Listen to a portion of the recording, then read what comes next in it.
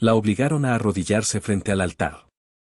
No era una niña, era una mujer adulta de 28 años con título universitario y vida propia en la ciudad, pero en ese momento su padre la redujo a algo pequeño, obediente, quebrado.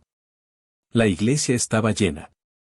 Demasiado llena para el castigo que estaba a punto de ocurrir. El padre Cristóbal cerró las puertas de madera tallada con un golpe seco que resonó entre las paredes de cantera. Nadie saldría hasta que, la verdad, fuera dicha.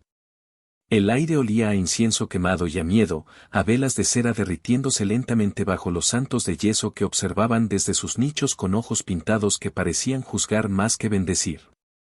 Las rodillas de Valeria chocaron contra el piso de piedra fría con un sonido que solo ella escuchó, pero que sintió reverberando en cada hueso de su cuerpo.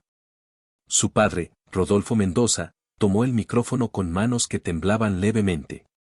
Pero su voz salió firme cuando comenzó a hablar, entrenada por décadas de lecturas dominicales y oraciones públicas. Endurecida por una fe que había confundido con poder desde hacía tanto tiempo que ya no sabía distinguir una de la otra. Hermanos y hermanas de nuestra comunidad, dijo con la solemnidad de quien pronuncia un veredicto. Hoy nos reunimos no para celebrar sino para sanar. Para limpiar una mancha que ha caído sobre nuestra familia y, por extensión, sobre todos ustedes que nos han acogido con amor durante generaciones. Cada palabra era un golpe invisible que caía sobre la espalda de Valeria. Ella sentía los yoelos doloridos contra la piedra fría del suelo, sentía el peso de 200 pares de ojos quemándole la nuca como brasas. Reconocía las toses nerviosas de doña Eloísa en la tercera banca. El murmullo ahogado de las hermanas Paredes. El silencio denso de don Álvaro que había trabajado con su padre durante 30 años. Confiesa, exigió el padre Cristóbal, un hombre joven de más para cargar tanto poder, apenas 32 años pero ya investido con la autoridad del altar y la sotana. Su voz sonaba demasiado segura, demasiado practicada, como si hubiera ensayado este momento. Detrás de él, casi invisible en las sombras del ábside, el obispo Matías observaba en silencio con las manos cruzadas sobre el vientre y un leve sorriso que nadie parecía notar excepto Valeria. Era una sonrisa pequeña, apenas una curvatura en las comisuras de los labios, pero ella la había visto antes. En reuniones privadas. En conversaciones susurradas. En momentos donde los hombres poderosos hacen pactos que nunca se escriben pero que se cumplen al pie de la letra. Valeria intentó hablar. Abrió la boca pero la voz no salió. Nunca había salido cuando era niña, cuando la obligaban a rezar horas seguidas por pecados que no entendía. Arrodillada sobre un piso de mosaico hasta que las rodillas se le ponían moradas y las lágrimas se le secaban en las mejillas. Su padre se aproximó lentamente, sus zapatos de cuero gastado haciendo eco en el silencio absoluto de la nave. Se inclinó hasta que su boca quedó junto al oído de Valeria, y susurró algo que solo ella escuchó: si no hablas, te quedarás sola para siempre. Las palabras cayeron como hielo sobre su piel. No era una amenaza vacía. Era una promesa. Su padre controlaba todo en este pueblo de Jalisco donde los Mendoza habían sido familia fundadora, donde el apellido abría puertas y cerraba bocas. Donde decir no a Rodolfo Mendoza significaba decir no a la comunidad entera. Valeria sintió algo romperse dentro de ella, no con estruendo sino con un chasquido silencioso, como cuando se parte una rama seca. Y entonces, antes de que pudiera procesarlo, escuchó algo que la destruyó completamente: el aplauso. Alguien comenzó a batir palmas. Una vez. 2 veces. Después otra persona se unió. No era apoyo. Era aprobación. La humillación se transformaba en espectáculo religioso, en ritual público donde ella era la ofrenda. El padre Cristóbal levantó la Biblia encuadernada en cuero negro como si fuera una arma, sosteniéndola en alto para que todos la vieran, y comenzó a dictar las palabras que Valeria debería repetir. Pecados que no eran suyos. Deseos que nunca había tenido. Confiesa que has caído en la tentación de la carne, ordenó. Valeria negó con la cabeza, las lágrimas finalmente brotando calientes y rápidas. Confiesa que has deshonrado a tu familia con actos impuros, insistió el sacerdote, su voz subiendo de volumen. El micrófono amplificaba cada sílaba hasta llenar cada rincón de la iglesia colonial con sus cúpulas pintadas y sus ángeles de madera que colgaban del techo. Valeria miró a su padre, buscando aunque fuera un atisbo de compasión, un momento de duda, una grieta en esa máscara de rectitud. Pero Rodolfo Mendoza la miraba con ojos llenos de una falsa piedad que era peor que el odio abierto. No lloraba. Nunca lloraba. Los hombres como él no lloraban. Solo actuaban, decidían, controlaban. Yo no, comenzó Valeria, su voz sonando extraña en sus propios oídos, pequeña y rota. Más fuerte, ordenó el padre Cristóbal. Para que todos escuchen tu arrepentimiento. Valeria apretó los puños hasta que las uñas se le clavaron en las palmas. Yo no he hecho nada, dijo con más fuerza, y un murmullo recorrió las bancas como ola. Su padre dio un paso adelante, su rostro endureciéndose. Valeria Mendoza, dijo con voz que no admitía réplica. No empeores esto. ¿Sabes lo que hiciste? ¿Sabes por qué estamos aquí? Pero ella no lo sabía. O más bien, sabía que nada de esto era sobre pecados reales o vergüenza familiar. Era sobre control. Sobre silenciar algo que estaba a punto de salir a la luz. Sobre enterrar una verdad que ella había descubierto 3 semanas atrás, cuando había encontrado los documentos en el estudio de su padre, guardados en una caja fuerte que él creía que nadie podía abrir. Ella obedeció eventualmente. No porque creyera en las acusaciones, sino porque entendió que esta humillación pública era el precio que debía pagar por atreverse a cuestionar. Uno por uno, repitió los pecados que le dictaban. Cada frase arrancaba algo de dentro de ella, como si le estuvieran sacando órganos vitales con las manos desnudas. He sido impura, dijo con voz monótona.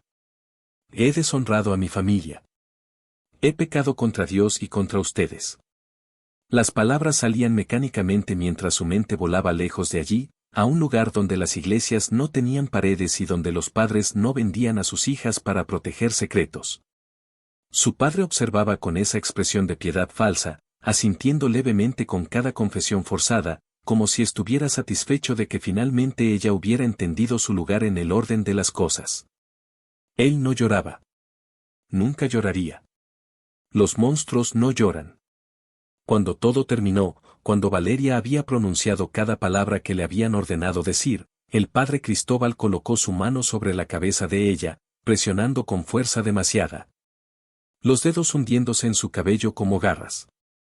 Ahora estás limpia, dijo con solemnidad performativa. Dios te ha perdonado. La comunidad te ha perdonado. Puedes levantarte. Pero Valeria no se sentía limpia. Se sentía vacía. Como si algo esencial se hubiera vaciado de ella durante ese ritual cruel, como si su alma hubiera sido drenada gota a gota mientras todos observaban. Se levantó con piernas temblorosas, las rodillas raspadas y sangrando levemente a través de la tela de su falda oscura. Y al levantar el rostro para mirar hacia el altar una última vez, sus ojos encontraron los del obispo Matías. Por primera vez en toda la ceremonia, él se movió. Caminó lentamente desde las sombras del ábside hacia el frente, sus zapatos negros impecables haciendo un sonido suave sobre la piedra. Se inclinó, metió la mano bajo el altar tallado del siglo XVIII, y sacó un sobre grueso que había estado escondido allí. El obispo Matías sostuvo el sobre con cuidado casi reverencial, girándolo entre sus dedos como si fuera algo precioso. Valeria sintió que el corazón se le detenía. Reconoció ese sobre. Era el mismo que ella había encontrado en la caja fuerte de su padre 3 semanas atrás. El mismo que contenía documentos antiguos con firmas y fechas que no debían existir. El mismo que revelaba el pasado oscuro no solo de su familia, sino de la iglesia entera en este pueblo. El motivo real de este ritual cruel. No era sobre su pureza o su pecado. Nunca lo había sido. Era sobre silenciarla antes de que ella pudiera mostrar esos documentos a alguien. Antes de que pudiera exponer décadas de fraude, de tierras robadas, de familias desplazadas. De dinero que había pasado de manos de la iglesia a manos de los Mendoza y viceversa en un círculo corrupto que había durado generaciones. Ella percibió entonces, con una claridad que cortaba como vidrio, que nunca había sido sobre fe. Era sobre control. Y cuando el obispo Matías comenzó a abrir el sobre lentamente frente a todos, la iglesia entera pareció contener la respiración, y Valeria supo que algo había cambiado en el plan. Que algo no estaba saliendo como su padre y el obispo habían planeado.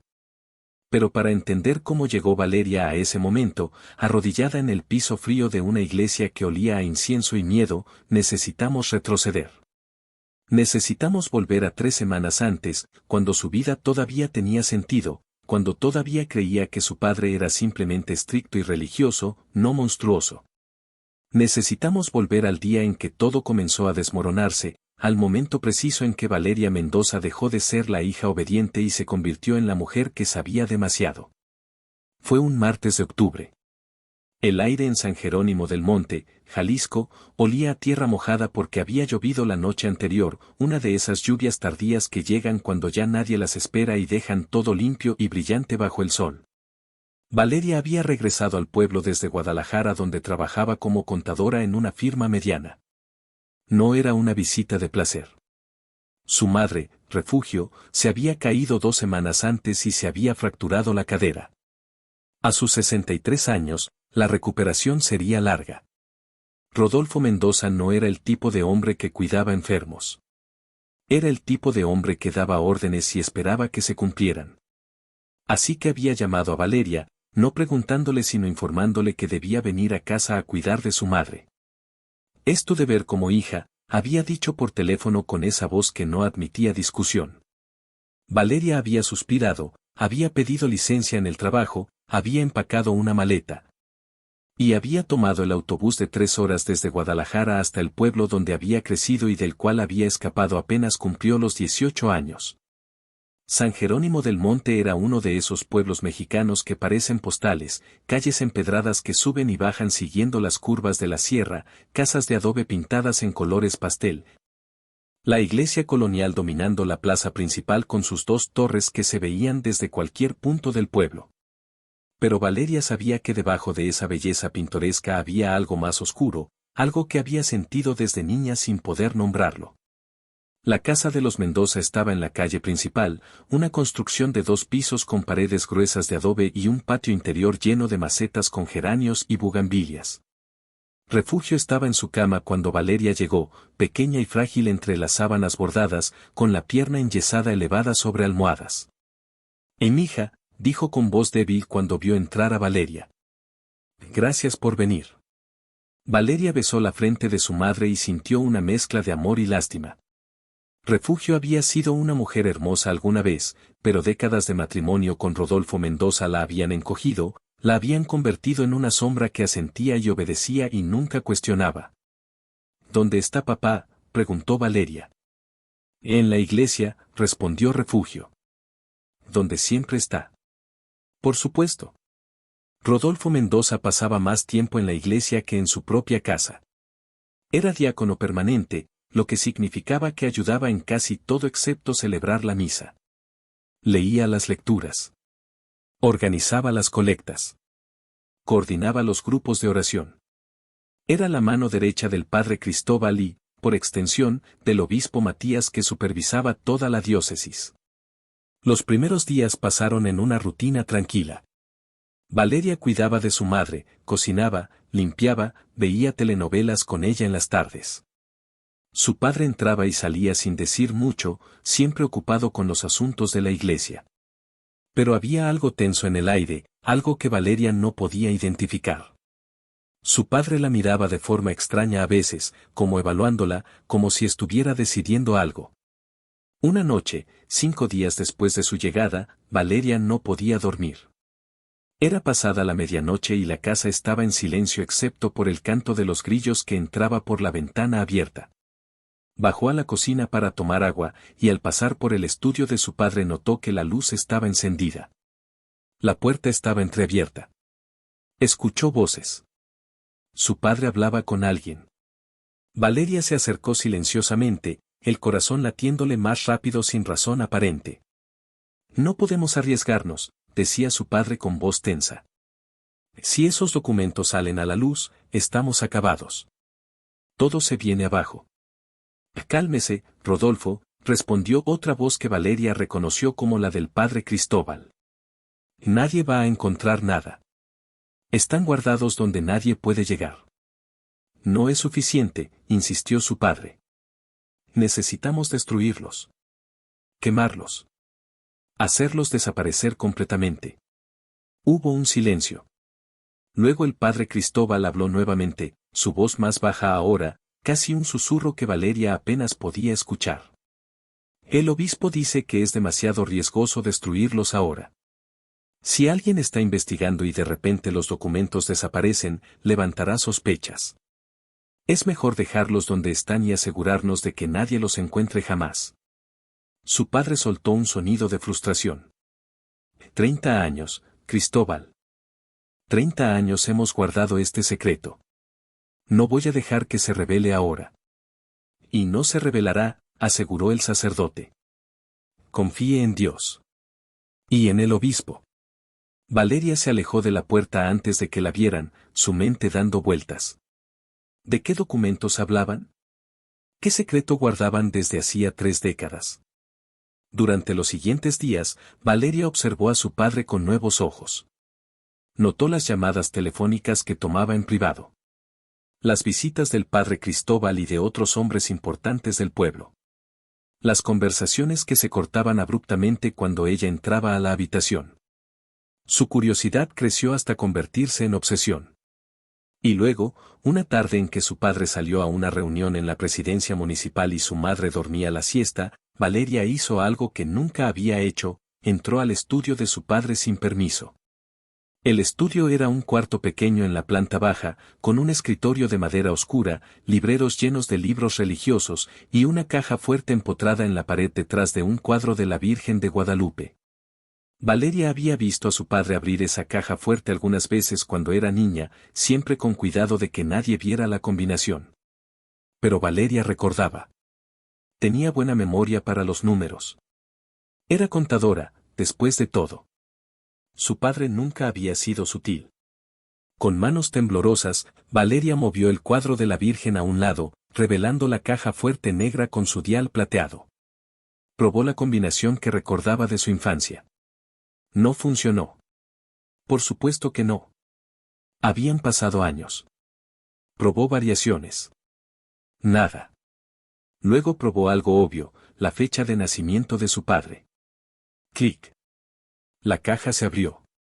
Valeria sintió una mezcla de triunfo y terror. Dentro había documentos organizados en carpetas. Dinero en efectivo. Escrituras de propiedades. Y en el fondo, un sobre grueso color manila, viejo y maltratado. Valeria lo sacó con cuidado. Estaba sellado pero el sello se había roto parcialmente con el tiempo. Adentro encontró documentos que databan de principios de los años 90. Escrituras de tierras. Contratos de compra-venta.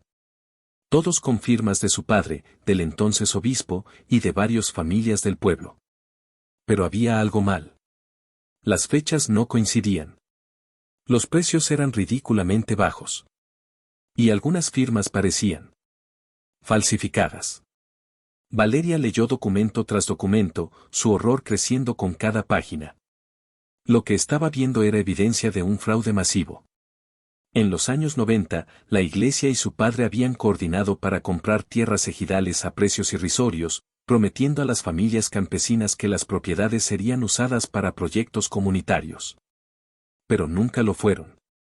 Las tierras habían sido revendidas años después a desarrolladores a precios altísimos. El dinero había sido dividido entre la iglesia, su padre, y unos cuantos hombres poderosos del pueblo. Las familias originales, muchas de ellas ya muertas o desplazadas, nunca habían visto un peso. Era robo. Era corrupción. Era un crimen que había enriquecido a su padre y a la iglesia durante décadas mientras familias enteras habían perdido sus patrimonios. Valeria sintió que iba a vomitar. Su padre, el hombre que predicaba sobre honestidad y rectitud, que la había criado con mano dura hablando siempre de lo correcto y lo incorrecto, era un ladrón. Peor aún, era un ladrón que había usado la iglesia como tapadera. Escuchó la puerta principal abrirse. Su padre había regresado. Con manos temblorosas, Valeria metió rápidamente los documentos de vuelta en el sobre, cerró la caja fuerte, colgó el cuadro de la Virgen y salió del estudio justo cuando su padre entraba a la casa. Valeria, llamó. ¿Dónde estás? Aquí, papá, respondió tratando de sonar normal. Estaba viendo si necesitas algo lavado. Su padre la miró con esos ojos oscuros que siempre la habían intimidado. ¿Estabas en mi estudio? El corazón de Valeria casi se detiene. No, mintió. Estaba en la cocina. Él la observó por un momento largo. Bien, dijo finalmente.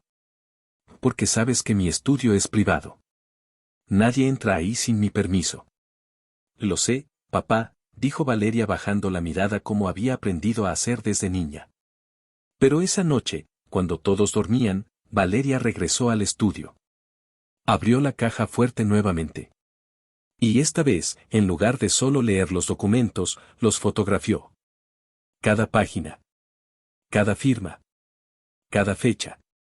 Con su teléfono celular, en la oscuridad, documentó todo el fraude.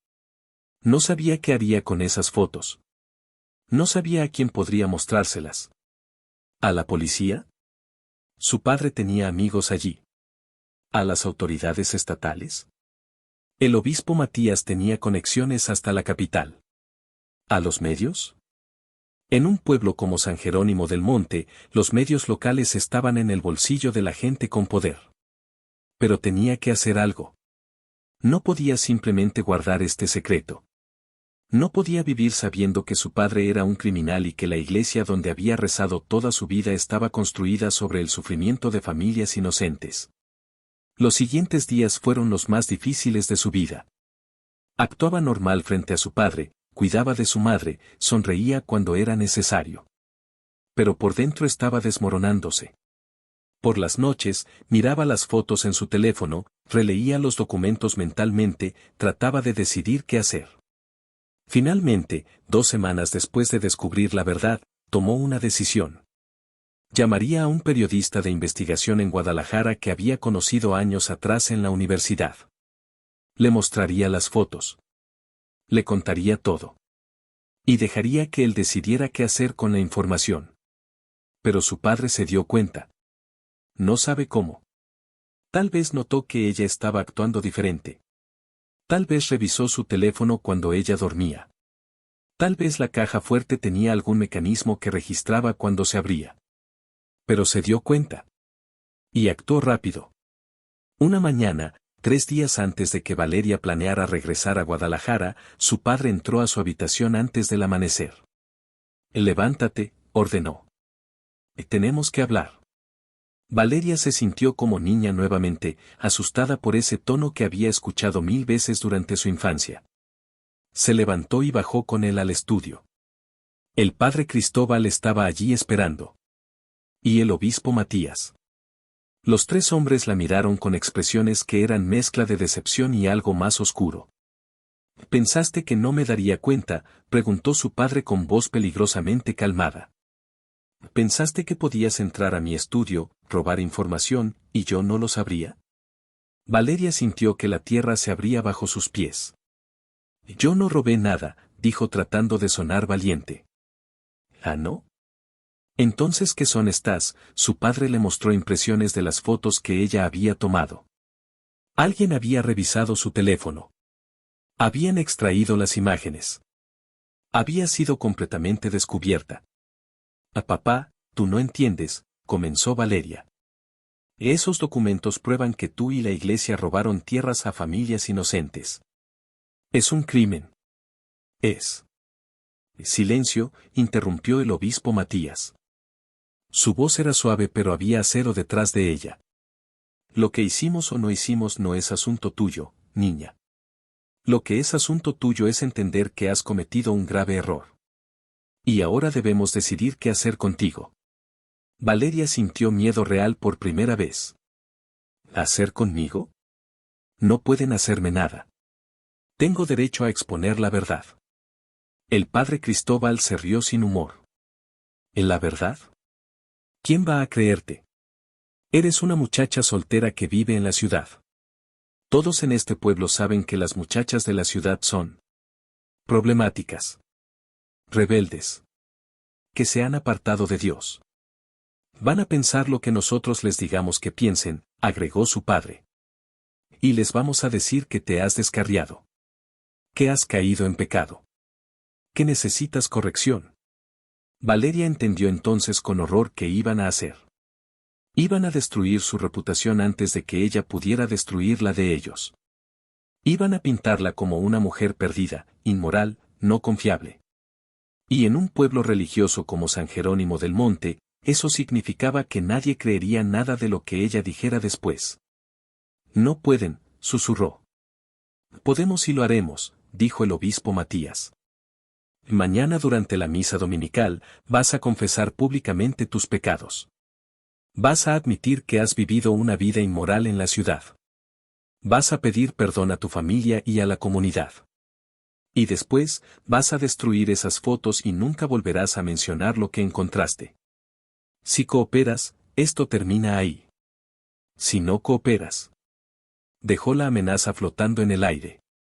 Si no coopero, ¿qué?, preguntó Valeria con voz que apenas podía mantener firme. Su padre dio un paso hacia ella. Si no cooperas, no solo destruiremos tu reputación. Te encerraremos. Diremos que has tenido un colapso nervioso. Te internaremos en una institución. Y créeme, hija, en este país, con las conexiones correctas, una mujer puede permanecer internada por tiempo indefinido. Valeria pasó el resto del día encerrada en su habitación. Su teléfono había sido confiscado. La puerta tenía seguro por fuera. Su madre golpeó suavemente una vez, diciendo, «Lo siento, mija», con voz llorosa, pero no abrió. Refugio sabía su lugar. Sabía que cuando Rodolfo decidía algo, no había apelación posible. Valeria consideró sus opciones. Podía gritar, tratar de escapar, causar una escena. ¿Pero a dónde iría en este pueblo donde todos conocían a su padre? ¿A quién pediría ayuda? Todos estaban bajo la influencia de la iglesia de una forma u otra. No tenía aliados aquí. Solo tenía su palabra contra la de 3 hombres poderosos que habían construido sus vidas sobre mentiras. La noche cayó lentamente. Valeria no comió. No lloró. Solo se sentó en su cama mirando por la ventana las luces del pueblo titilando en la oscuridad, preguntándose cómo había llegado a esto, cómo su vida había colapsado tan rápido. Y pensó en todas las mujeres que habían estado en su posición antes. Mujeres silenciadas. Mujeres controladas. Mujeres obligadas a confesar pecados que no habían cometido solo para proteger a hombres que sí los habían cometido. La mañana del domingo llegó demasiado pronto. Su padre la despertó antes del amanecer. «Vas a vestirte apropiadamente», ordenó. Falda larga. Blusa modesta. Te vas a peinar con raya en medio. Nada de maquillaje. La estaba preparando como se prepara a una ofrenda. Valeria obedeció mecánicamente. Se puso la falda negra que había usado para el funeral de su abuela años atrás. Una blusa blanca de manga larga. Se peinó como le había ordenado. Se miró en el espejo y apenas se reconoció. Parecía una muñeca rota. Desayunaron en silencio. Su madre no levantó la vista del plato. Refugio tenía los ojos rojos e hinchados. Había llorado toda la noche pero no había dicho nada, no había intercedido, no había protegido a su hija. Valeria sintió una mezcla de compasión y resentimiento hacia ella. A las 9 de la mañana salieron hacia la iglesia. Las campanas ya estaban sonando, llamando a los fieles. La plaza principal se llenaba de gente vestida con su ropa de domingo. Familias enteras caminaban hacia la iglesia. Niños corriendo adelante. Ancianos caminando despacio con sus bastones. Cuando los Mendoza llegaron, la gente se apartó instintivamente para dejarlos pasar. Siempre lo hacían. Los Mendoza eran familia importante. Valeria sintió las miradas curiosas, los murmullos susurrados. Ya sabían. De alguna forma ya sabían que algo iba a pasar. Su padre había preparado el terreno. Habían corrido rumores toda la semana. La hija de don Rodolfo regresó cambiada de la ciudad. Dicen que anda con malas compañías. Se viste diferente, habla diferente. Pobrecito don Rodolfo, tan devoto, y su hija así. Los rumores habían hecho su trabajo. Ahora todos esperaban la confirmación, el drama, el espectáculo. Entraron a la iglesia y Valeria sintió el peso de 200 miradas sobre ella. El padre Cristóbal estaba en el altar preparándose para la misa. El obispo Matías estaba sentado en una silla lateral, casi invisible en las sombras. Y entonces su padre la guió hacia el frente, delante del altar, y le indicó que se arrodillara. La misa comenzó pero nadie prestaba atención real. Todos estaban esperando. La tensión en el aire era palpable, eléctrica. Y entonces, después de las lecturas, después del Evangelio, en lugar del sermón normal, el padre Cristóbal cerró las puertas de la iglesia. El sonido resonó como sentencia. Nadie saldría hasta que esto terminara. Y fue así como Valeria Mendoza se encontró arrodillada frente a toda la comunidad de San Jerónimo del Monte, a punto de confesar pecados que no había cometido. Mientras los hombres que habían cometido verdaderos crímenes la observaban con falsa piedad desde el altar. Su padre tomó el micrófono. El padre Cristóbal comenzó a dictar las palabras que ella debería repetir. El obispo Matías sonreía levemente desde las sombras. Y Valeria sintió que algo dentro de ella se rompía. Pero también sintió algo más. Algo pequeño pero persistente. Rabia. No la rabia explosiva que destruye sin pensar. Sino la rabia fría que calcula, que espera, que sobrevive. Si iban a obligarla a confesar, lo haría. Pero algún día, de alguna forma, encontraría la manera de exponer la verdad. No sabía cómo. No sabía cuándo. Pero lo haría. Repitió las palabras que le ordenaron. Una por una. He sido impura. He deshonrado a mi familia. He pecado contra Dios. Cada palabra era mentira, pero cada palabra también era actuación. Estaba dándoles lo que querían. Estaba sobreviviendo. Cuando terminó, cuando el padre Cristóbal puso su mano sobre su cabeza con demasiada fuerza y declaró que estaba limpia, Valeria se levantó con piernas temblorosas. Y fue entonces que el obispo Matías se movió. Caminó hacia el altar. Metió la mano debajo y sacó el sobre grueso que Valeria reconoció inmediatamente. Su corazón dejó de latir. ¿Qué estaba haciendo? ¿Por qué tenía los documentos ahí? Eran demasiado peligrosos para traerlos a la iglesia. A menos que tuviera un plan diferente. El obispo sostuvo el sobre en alto para que todos lo vieran. Y hermanos y hermanas, dijo con voz que llenaba la nave. Esta joven no solo ha pecado con su cuerpo. También ha pecado con su mente. Ha robado documentos privados de su padre. Ha intentado usar esos documentos para difamar a su propia familia y a esta santa iglesia. El murmullo creció hasta convertirse en exclamaciones ahogadas. El obispo continuó, pero en su misericordia, su padre y yo hemos decidido perdonarla. Y como muestra de ese perdón, vamos a destruir estos documentos aquí, frente a todos ustedes, para que vean que no guardamos rencor. Que elegimos el amor sobre el castigo. Valeria entendió con horror lo que estaba pasando. No solo la habían humillado. Ahora iban a destruir la evidencia del fraude frente a testigos, haciéndolo parecer un acto de misericordia, asegurándose de que nadie nunca pudiera investigar lo que realmente contenían esos papeles.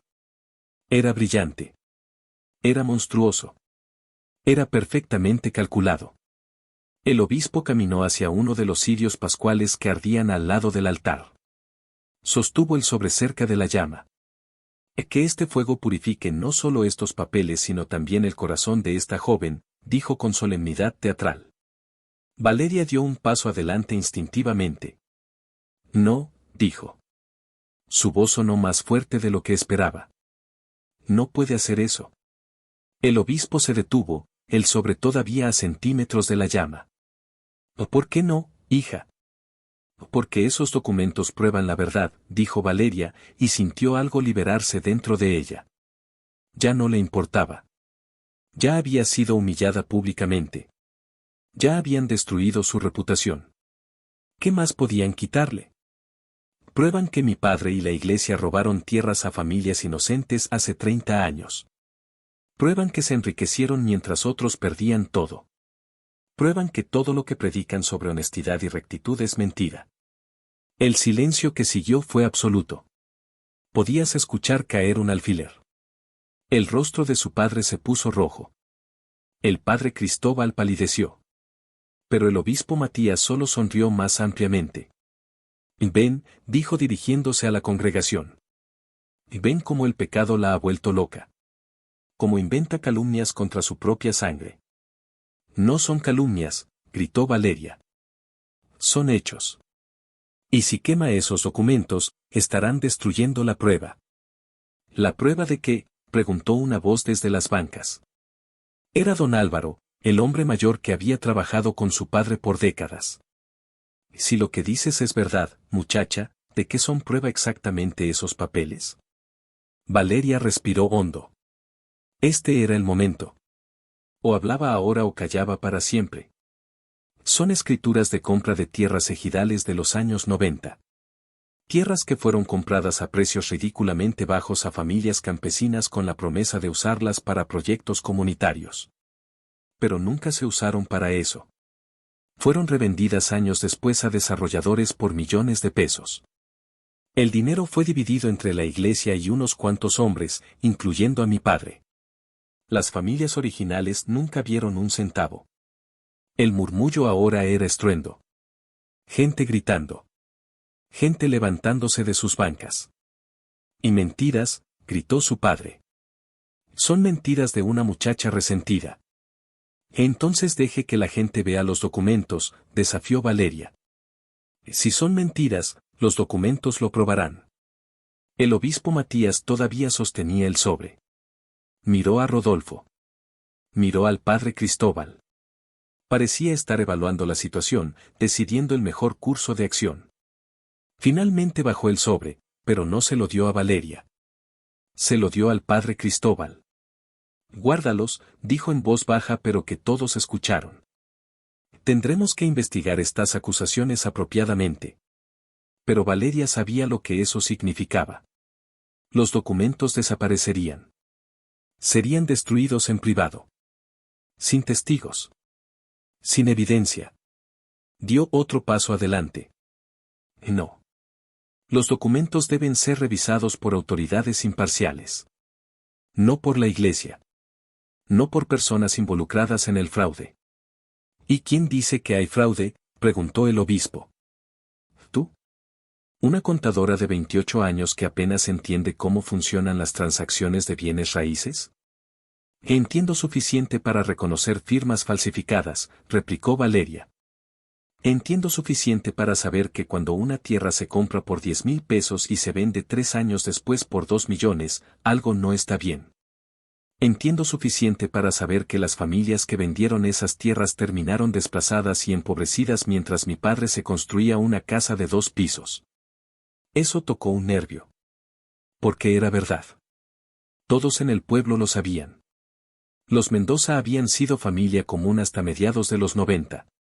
Y luego, súbitamente, habían prosperado. Nueva casa. Negocio nuevo.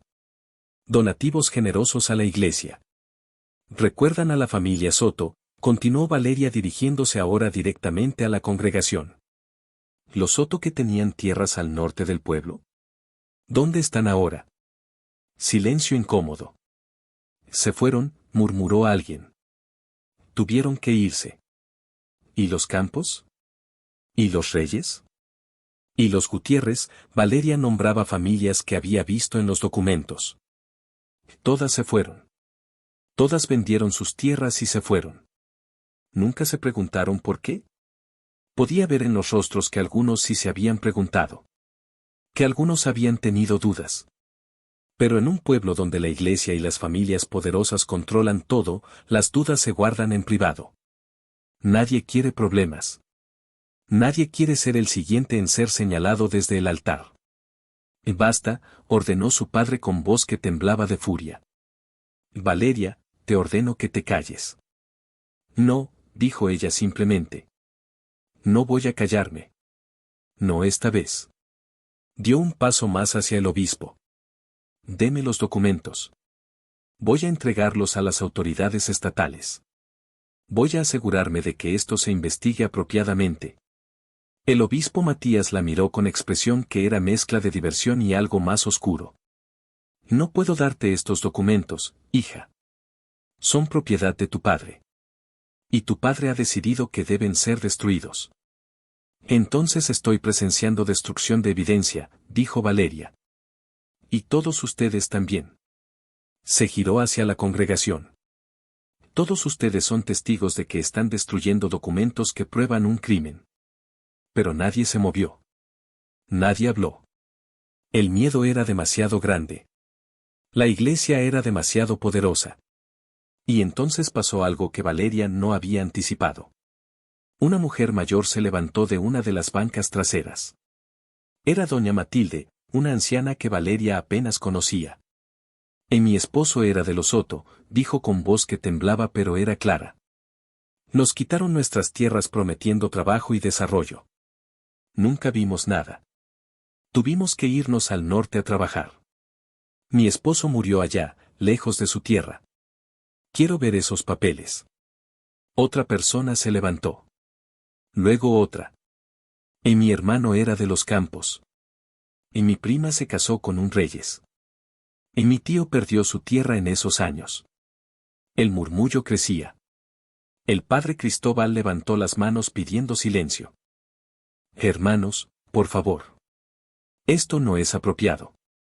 Estamos en la casa de Dios.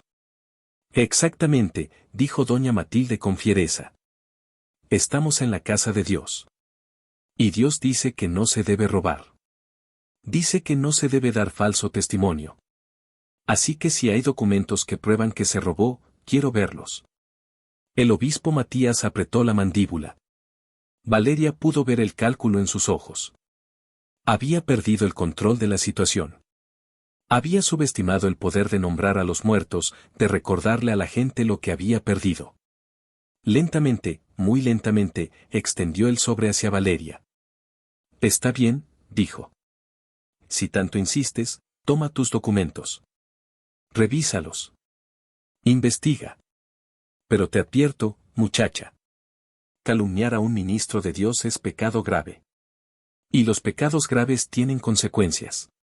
Valeria tomó el sobre con manos que temblaban. Lo apretó contra su pecho. Era real. Tenía la evidencia. No podían destruirla ahora. No frente a todos estos testigos. Su padre dio un paso hacia ella, su rostro contorsionado en furia. Y me has traicionado, Siseo. Tu propia hija me traiciona frente a todo el pueblo. No te traicioné, papá, dijo Valeria, y por primera vez en su vida sintió pena por él en lugar de miedo. Te expuse. Hay una diferencia. Caminó por el pasillo central de la iglesia sosteniendo el sobre contra su pecho como escudo. La gente se apartaba a su paso. Algunos con respeto. Otros con miedo. Otros con curiosidad mórbida. Cuando llegó a las puertas, el padre Cristóbal no las había abierto todavía. Valeria las empujó ella misma. Se abrieron con un chirrido, dejando entrar la luz del sol que parecía demasiado brillante después de la penumbra de la iglesia. Salió a la plaza. Detrás de ella escuchaba el caos que había dejado. Voces gritando. Bancas crujiendo. El caos de una comunidad que acababa de ver cómo su fundamento moral se agrietaba. No miró atrás. Caminó directo a través de la plaza hacia la casa de su madre. Tenía que empacar. Tenía que salir del pueblo antes de que su padre o el obispo encontraran otra forma de detenerla. Tenía que llegar a Guadalajara. Encontrar un abogado. Contactar a periodistas. Entregar los documentos a autoridades reales. Pero cuando llegó a la casa, su madre estaba en la puerta. Refugio sostenía una maleta ya empacada. Tus cosas, dijo simplemente. Valeria la miró con sorpresa. Mamá. Vete, dijo Refugio, y Valeria vio lágrimas en sus ojos. Y vete antes de que él regrese. Vete y no vuelvas. Ven conmigo, dijo Valeria impulsivamente. Mamá, ven conmigo. No tienes que quedarte con él. Refugio negó con la cabeza lentamente. Llevo 40 años con tu padre. Es demasiado tarde para mí. Pero no es demasiado tarde para ti. Tomó la mano de Valeria y metió algo en ella. Dinero. Billetes doblados. Son mis ahorros. No es mucho pero te ayudará. Mamá, no puedo. Tómalo, insistió Refugio. Y vete. Haz lo que yo nunca pude hacer. Sé libre. Las dos mujeres se abrazaron brevemente. Valeria sintió el cuerpo frágil de su madre, los huesos tan cerca de la superficie. Cuánto había aguantado. Cuánto había callado. Cuánto había soportado. Te amo, mamá, susurró. Y yo a ti, mija, respondió Refugio. Ahora vete. Rápido. Valeria tomó la maleta y salió a la calle. El autobús a Guadalajara salía de la estación en media hora. Apenas tenía tiempo. Caminó rápido por las calles empedradas, el sobre bajo el brazo, la maleta pesada en la otra mano. Algunas personas la miraban desde sus ventanas. Ya había llegado el chisme. La hija de don Rodolfo había causado un escándalo en la iglesia. Había acusado a su propio padre de robo. El pueblo ardería con esta historia durante meses. Llegó a la estación justo cuando el autobús estaba arrancando. «Espere», gritó. El conductor la vio y detuvo el motor. Valeria subió, pagó su boleto, y se dejó caer en un asiento en la parte trasera. El autobús arrancó nuevamente, sacudiéndose por la calle de terracería que llevaba a la carretera principal. Valeria miró por la ventana mientras San Jerónimo del Monte se hacía cada vez más pequeño detrás de ella. Vio las torres de la iglesia. Vio las casas de adobe de colores. Vio el pueblo donde había crecido y que nunca había sido realmente su hogar. Y sintió una mezcla de alivio y dolor. Alivio de haber escapado. Dolor por lo que dejaba atrás. Por su madre. Por las familias que habían perdido sus tierras. Por una comunidad que había sido traicionada por los mismos hombres que debían protegerla. Los siguientes meses fueron un torbellino. Valeria llegó a Guadalajara y entregó los documentos a un abogado especializado en fraudes de tierras. Él los revisó y confirmó lo que ella ya sabía, eran evidencia sólida de un fraude sistemático. Presentaron una denuncia formal ante la Fiscalía Estatal. También contactaron a periodistas. La historia explotó en los medios regionales. Iglesia y familia prominente acusadas de fraude masivo de tierras. Documentos revelan desplazamiento forzado de familias campesinas. Diócesis investigada por enriquecimiento ilícito. La iglesia respondió con una declaración negando todo. El obispo Matías dijo que se trataba de acusaciones infundadas de una mujer con problemas mentales. Su padre contrató abogados caros. El padre Cristóbal fue transferido a otra parroquia. La investigación oficial avanzaba lentamente, como suelen avanzar estas cosas cuando hay poder e influencia de por medio. Pero había momentum. La historia se había vuelto demasiado grande para ocultarla.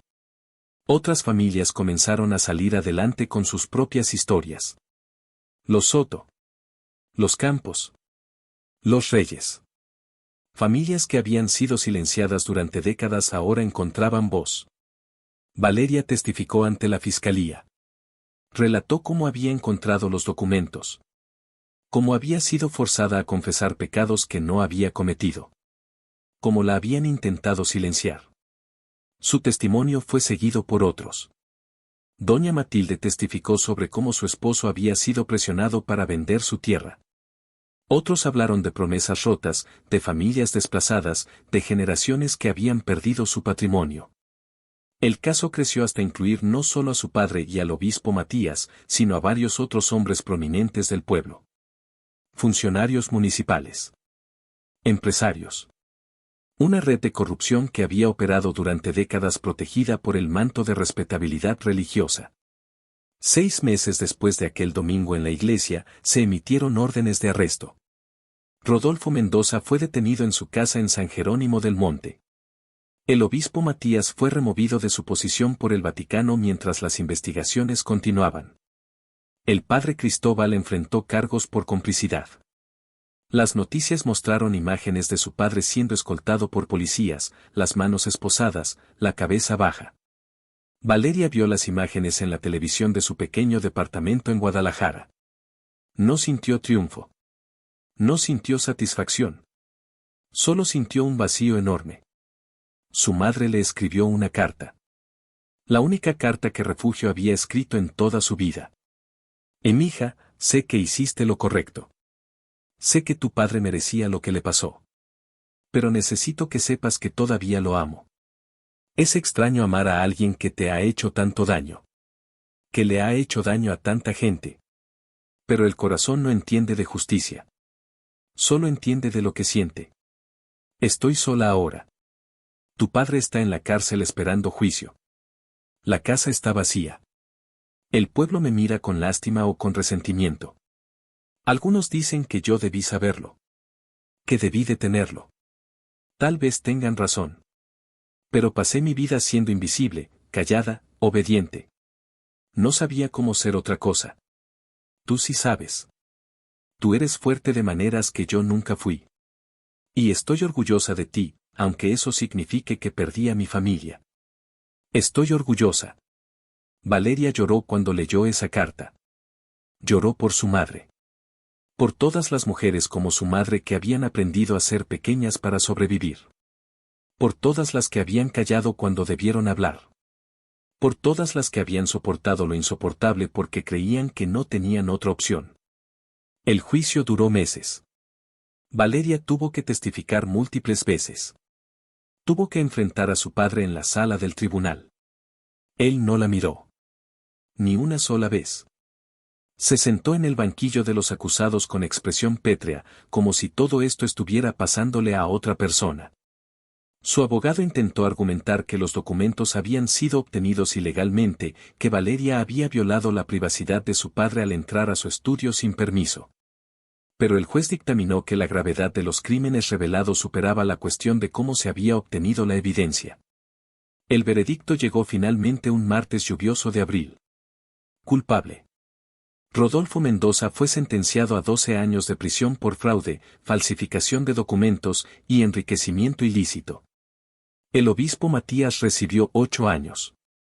El padre Cristóbal recibió 5. Otros cómplices recibieron sentencias menores. Las tierras que pudieron ser identificadas fueron devueltas a las familias originales o a sus descendientes. El dinero robado, o lo que quedaba de él, fue ordenado como restitución. Era justicia. No perfecta. Nunca es perfecta. Pero era justicia al fin. Valeria regresó a San Jerónimo del Monte un año después del juicio. No para quedarse. Solo para visitar. Caminó por las calles empedradas que conocía de memoria. El pueblo se veía igual pero se sentía diferente. Había un nuevo párroco, un hombre mayor que predicaba sobre humildad y servicio genuino. La iglesia estaba menos llena los domingos. Muchas personas habían perdido la fe después del escándalo. Era comprensible. Cuando tus líderes espirituales resultan ser criminales, es difícil creer en cualquier cosa. Visitó la casa donde había crecido.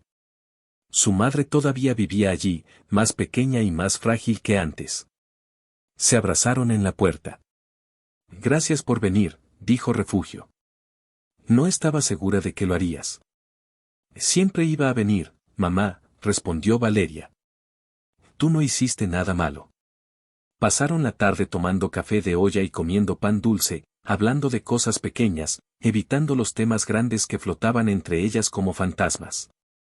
Cuando Valeria se levantó para irse, Refugio la detuvo. ¿Y me perdonas?, preguntó con voz pequeña. ¿Por no haberte protegido? ¿Por no haber sido más fuerte? Valeria tomó las manos arrugadas de su madre entre las suyas. No hay nada que perdonar, mamá. Hiciste lo que pudiste con lo que tenías. Y me diste el regalo más importante, me enseñaste lo que no quería ser. Me enseñaste que el silencio tiene un precio. Y que a veces hablar, aunque duela, aunque destruya, es lo único correcto que se puede hacer. Refugio lloró entonces, lágrimas silenciosas que corrían por sus mejillas surcadas de arrugas. Eres más valiente que yo, susurró. Siempre lo fuiste. Valeria se fue de San Jerónimo del Monte esa tarde, pero esta vez sin la sensación de estar huyendo. Esta vez se iba sabiendo que había hecho lo correcto. Que había roto el ciclo.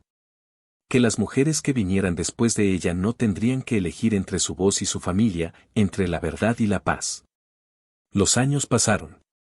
Valeria siguió trabajando como contadora en Guadalajara. Nunca se casó. Nunca tuvo hijos. No porque no quisiera, sino porque había aprendido que la familia que eliges es tan válida como la familia en la que naces. Construyó una vida llena de amistades profundas, de trabajo significativo, de libertad que su madre nunca tuvo. Visitaba a Refugio 2 veces al año. En su cumpleaños y en Navidad. Las visitas eran tranquilas, cómodas. Su padre seguía en prisión. Valeria nunca lo visitó. Él nunca pidió que lo hiciera. Algunos silencios son más honestos que las palabras. Cuando Rodolfo Mendoza finalmente salió de prisión después de cumplir su sentencia, era un hombre diferente. Quebrado. Viejo antes de tiempo. Regresó a San Jerónimo del Monte porque no tenía otro lugar a donde ir. Vivió en una habitación pequeña en la casa que alguna vez había sido símbolo de su prosperidad. Refugio lo cuidó, no por amor pero por costumbre, por los votos que había hecho 40 años atrás. Él intentó contactar a Valeria una vez. Le escribió una carta. Era breve. No espero tu perdón. Solo quiero que sepas que finalmente entiendo lo que hice. El daño que causé. A ti. A tu madre. A todas esas familias. Lo entiendo ahora. Demasiado tarde, pero lo entiendo.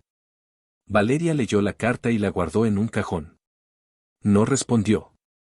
No porque fuera cruel, sino porque no había nada que decir. El entendimiento no deshace el daño. La comprensión no devuelve lo robado. A veces el perdón no es posible, y está bien. A veces lo único que puedes hacer es seguir adelante y construir algo mejor con los fragmentos que quedan. Años después, cuando Valeria tenía 42 años, recibió una llamada. Su padre había muerto.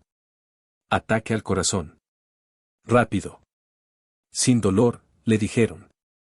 Valeria fue al funeral. No por él, sino por su madre. La iglesia estaba medio vacía.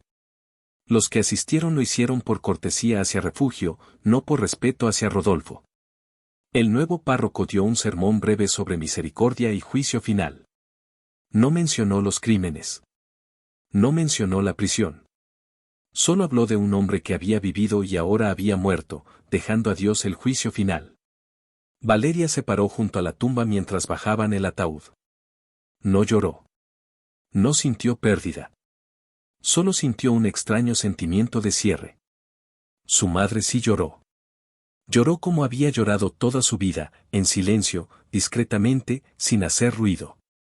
Después del funeral, Refugio tomó el brazo de Valeria. Ven conmigo, dijo. La llevó de vuelta a la casa, al estudio que había sido territorio prohibido de Rodolfo durante décadas. Hay algo que quiero que tengas, dijo. Del escritorio sacó una caja de madera. Adentro había fotos. Fotos de cuando Valeria era niña. De cuando Refugio era joven. Y una en particular, una foto de los tres juntos, cuando Valeria tenía tal vez 5 años, en un día de campo junto al río. En la foto, su padre sonreía. Una sonrisa genuina. Y Valeria, la niña en la foto, miraba a su padre con adoración pura. Quiero que recuerdes, dijo Refugio, que hubo un tiempo antes de que todo se volviera oscuro. Un tiempo en que tu padre fue capaz de amor, antes de que el poder y la codicia lo consumieran. No te pido que lo perdones. Solo te pido que recuerdes que una vez, hace mucho tiempo, fuiste amada por él. A su manera imperfecta, pero amada. Valeria tomó la foto y la miró por largo tiempo. Era cierto. Había habido buenos momentos, escondidos entre los malos, casi olvidados. ¿Y tú, mamá?, preguntó Valeria. ¿Fuiste feliz alguna vez? Refugio pensó por un momento. Tuve momentos de felicidad, dijo finalmente. Y tuve a ti. Eso fue suficiente. No debió ser suficiente, dijo Valeria con fiereza. Y merecías más. Tal vez, concordó Refugio con una sonrisa triste. Pero cada generación aprende de la anterior. Yo aprendí a sobrevivir. Tú aprendiste a vivir. Y si algún día tienes hijas, ellas aprenderán algo más. Así es como avanzamos. No en una generación, sino a través de ellas. Valeria abrazó a su madre, y en ese abrazo estaban todas las mujeres Mendoza que habían venido antes, todas las que habían sobrevivido callando, y todas las que vendrían después, que hablarían más fuerte. Refugio murió 3 años después, en paz, en su cama, con Valeria sosteniéndole la mano. Sus últimas palabras fueron, «Estoy orgullosa de ti». Y Valeria supo que eran verdaderas. Después de la muerte de su madre, Valeria vendió la casa en San Jerónimo del Monte. No quería volver a ese pueblo nunca más. Con el dinero de la venta, estableció una fundación. La Fundación Socorro Mendoza, nombrada en honor a su madre. La fundación ayudaba a mujeres que querían escapar de situaciones abusivas, que necesitaban asistencia legal, que buscaban reconstruir sus vidas después del trauma. Era su forma de convertir el dolor en propósito, la injusticia en acción. Trabajó con la fundación durante los siguientes años, ayudando a docenas de mujeres a encontrar sus voces, a defender sus derechos, a no dejarse silenciar. Cada mujer que ayudaba era una victoria pequeña contra el sistema que había intentado destruirla a ella. Cada historia que escuchaba le recordaba que no estaba sola, que había miles de Valerias en todo México, en todo el mundo, peleando sus propias batallas contra padres autoritarios, iglesias corruptas. Comunidades que preferían el silencio a la verdad. Un día, años después, Valeria recibió un correo electrónico de una mujer joven llamada Sofía. Soy de San Jerónimo del Monte, escribía. Crecí escuchando tu historia. Cómo enfrentaste a tu padre y a la iglesia. Cómo expusiste la verdad cuando todos te decían que te callaras. Tu historia me dio valor para denunciar a mi tío que abusaba de mí desde que era niña. Finalmente está en prisión. Nunca habría tenido el coraje de hablar si no hubiera sabido que alguien más lo había hecho antes. Gracias por ser valiente. Gracias por enseñarme que las mujeres no tienen que callarse para ser respetadas. Valeria lloró cuando leyó ese correo. Lloró porque entendió que su historia, tan dolorosa, tan difícil, había significado algo más que justicia personal. Había significado cambio. Había significado que la próxima generación no tendría que sufrir en silencio. Había significado que el ciclo, finalmente, estaba roto. Respondió el correo, querida Sofía, no necesitas agradecerme. Tú fuiste la valiente. Tú fuiste la que habló. Yo solo te mostré que era posible. Pero el valor fue tuyo. Siempre fue tuyo. Ahora, a sus 53 años, Valeria mira hacia atrás a su vida y ve un mapa de cicatrices. Cada una cuenta una historia. La humillación en la iglesia. La traición de su padre. La pérdida de su familia. El juicio. La prisión. La muerte. Cada cicatriz duele todavía cuando el clima cambia, cuando la memoria se activa, cuando algo le recuerda aquellos días oscuros. Pero también ve otra cosa. Ve a las mujeres que ayudó. Ve a las familias que recuperaron sus tierras. Ve a una comunidad que aprendió, dolorosamente, que la fe no debe ser ciega, que la autoridad debe ser cuestionada, que el silencio no es paz sino complicidad. Ve que su dolor no fue en vano. Y eso, al final, es suficiente. No es el final feliz de los cuentos de hadas. No hay reconciliación dramática. No hay perdón fácil. Solo hay una mujer que eligió la verdad sobre la comodidad, la justicia sobre la familia, su voz sobre su seguridad. Y que vive cada día sabiendo que hizo lo correcto, aunque lo correcto haya costado casi todo lo que tenía. Hay noches en que Valeria todavía sueña con aquella iglesia. Con el piso frío bajo sus rodillas. Con la voz de su padre dictándole pecados que no cometió. Con la sonrisa del obispo desde las sombras. con el peso de 200 pares de ojos juzgándola. Pero ahora, en los sueños, cuando llega el momento de confesar, hace algo diferente. Se levanta. Toma el sobre. Y camina fuera de la iglesia hacia la luz del sol, dejando atrás a los hombres que intentaron silenciarla. Y cuando despierta de esos sueños, no despierta con miedo sino con paz. Porque sabe que en la vida real, eso fue exactamente lo que hizo. Se levantó. Tomó la verdad. Y caminó hacia la luz. Y nadie, nunca, pudo quitarle eso. Esa es su victoria. No ruidosa. No dramática. Pero real. La victoria de una mujer que se negó a ser silenciada. Que eligió su voz sobre la aprobación. Que pagó el precio y lo pagó sabiendo que valía la pena. Porque al final, lo único que realmente poseemos es nuestra integridad. Y Valeria Mendoza mantuvo la suya intacta, incluso cuando todo lo demás se desmoronaba a su alrededor. Si estás escuchando esta historia y te encuentras en una situación similar, si alguien está tratando de silenciarte, de obligarte a confesar cosas que no hiciste, de hacerte sentir pequeña para proteger sus propios secretos. Quiero que sepas algo, tu voz importa. Tu verdad importa. Y aunque hablar pueda costarte relaciones, aunque pueda hacerte sentir solo, aunque el mundo entero te diga que te calles, habla de todos modos. Porque el silencio protege a los culpables y destruye a las víctimas. Y tú no eres una víctima. Eres un sobreviviente. Y los sobrevivientes hablan. Los sobrevivientes se exponen. Los sobrevivientes se niegan a cargar con la vergüenza que pertenece a otros. No será fácil. Nadie te prometió que sería fácil. Pero será liberador. Porque la verdad, aunque duela, aunque destruya, también sana. También libera. También te devuelve a ti mismo. Y eso, al final, vale más que cualquier paz falsa construida sobre mentiras. Si esta historia te ha conmovido, si has visto algo de tu propia experiencia reflejada en la jornada de Valeria, te invitamos a suscribirte al canal Historias para distraerte. Aquí encontrarás más relatos que exploran el coraje, la justicia, la redención y el poder de la verdad. Historias nuevas cada día para recordarte que no estás solo en tus luchas, que tu voz importa, y que la valentía no es la ausencia de miedo sino actuar a pesar de él. Dale al botón de suscripción y activa la campanita. Nos vemos en el próximo relato. Hasta entonces, recuerda, la verdad siempre encuentra su camino hacia la luz. Y tú tienes derecho a hablar la tuya.